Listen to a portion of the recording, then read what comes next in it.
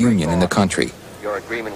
They were quick to clash. I would like to say, Senator, that if you're trying to penalize the American labor movement for Hoover, or for your dislike for Hoover, then spell it out in the law, exempting everybody except Hoover. Will you please? Well, we're exempting everyone but racketeers and hoodlums and crooks. I would like to have you draft that language, sir. I'm not talking necessarily... As Attorney General, Robert Kennedy was determined to convert his knowledge of the mob into a new national policy. Don't define it. Do something about it, he told the young lawyers he recruited for this mission. Robert Blakey was one of those lawyers. You just can't know how inefficient and complicated and inept the government is unless it's held together in some way by the force of somebody's personality. Robert Kennedy had that and did that. He forced FBI Director J. Edgar Hoover to shift manpower and resources away from hunting communists to busting gangsters. He surfaced mob informant Joe Valachi in a nationally televised hearing. Then he picks your finger. Who? The Godfather. He picks your finger. He picks your finger with a needle. Makes a little blood come out. In other words, Wesley expressed the blood relation, supposed to be like brothers. That's the letting of blood. That's right. All of us in that position. Under Robert Kennedy, successful prosecutions of organized crime figures increased 700%. By 1963, J. Edgar Hoover was becoming isolated and entrenched within the FBI he had created. Then, just after lunchtime on November 22nd, Hoover called his boss, Bobby Kennedy, to tell him that his brother, the president, had been shot in Dallas. Got a call from Bobby saying that the president was dead, that he'd gotten a call from Hoover, and Bobby said, I think Hoover enjoyed telling me. The next day, while most of the United States was reeling with the size of the tragedy, Hoover went to the races. And what work he did in terms of the FBI's follow-up on the assassination, he did on the telephone from his box at the races. This is Tony Lewis, taping with Bob Kennedy, and why don't we talk now about the relationship with Mr. Hoover and the FBI? The relationship between Bobby and Hoover could be summarized in a word: blackmail. Do you now think that Mr. Hoover is a dangerous person, or just nasty? No, I think he's dangerous. Did you ever have the feeling that he knew a very great deal about you, personally? I suppose every month he'd send somebody around to give information on a member of my family or myself so that it would be clear that he was on top of all of these things and received all of this information. I really deferred to him.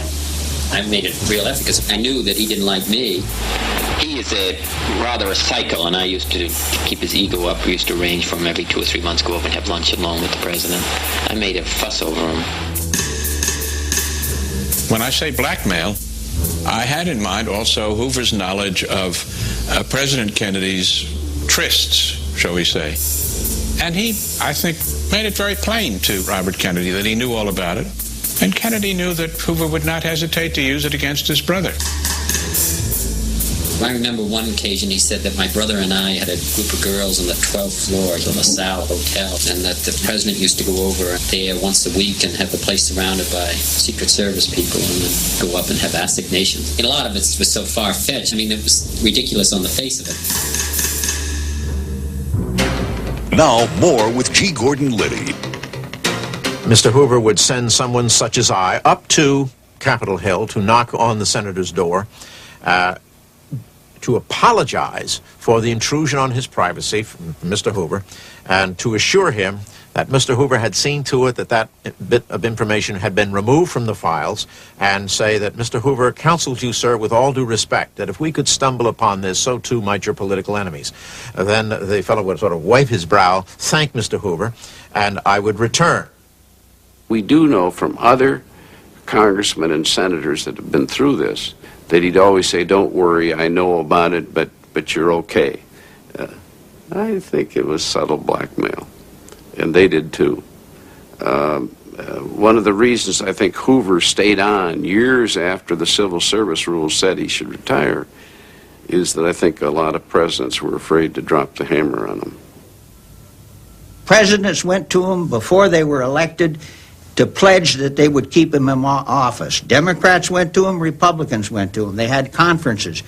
And he sat there like a king.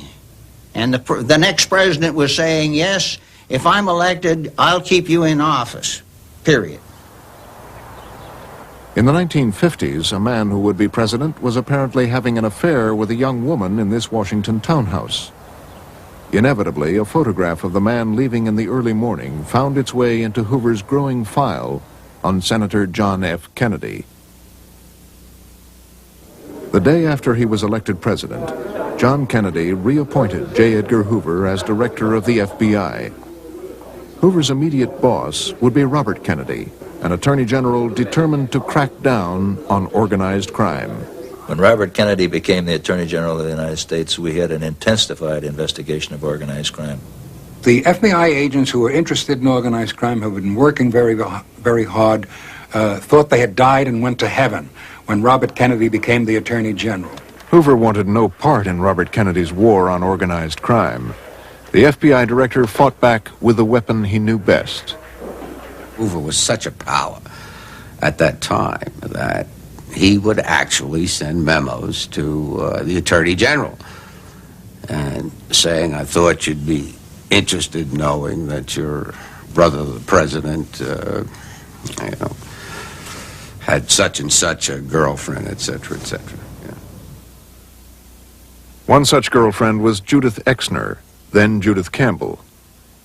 The relationship that I had with Jack from early 1960, Hoover knew all about that, and he used that as leverage. FBI wiretaps had revealed that when Judith Campbell wanted to contact John Kennedy, she placed her calls to his devoted secretary, Evelyn Lincoln. Well, in this one instance, he sent a memorandum on March the 20th, 1962, saying that there was a young lady that had made 90 calls to the White House, to Evelyn Lincoln. And did you know that she is connected with the mafia?